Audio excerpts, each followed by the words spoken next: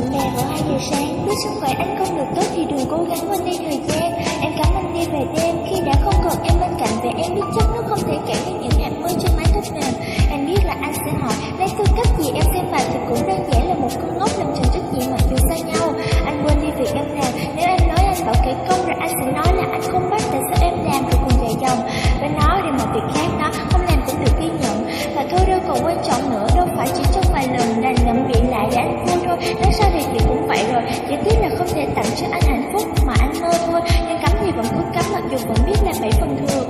Có phải muốn ăn anh tự tay làm bên trong chiếc hộp không còn nữa, cảm thấy lắm anh quá đủ rồi. Lần này em cắm bạn thôi nha, em cắm em không thể tìm đến ngay ngày mai không anh bên cạnh. Em cắm anh nói yêu em khi đang trong vòng tay người khác, và em cắm anh nhìn vào em bằng đôi mắt đen không còn cảm giác. Em cắm anh đi bên nó mà lúc nào không nghĩ đến em, đối với tư cách một người đi trước phát triển của em vẫn hơn một lần.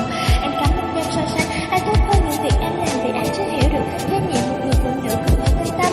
Em cắm anh rơi nước mắt khi vô tình có nghe bài hát này, em cũng sẽ cắm anh nghe từ cách khi em không còn là người anh.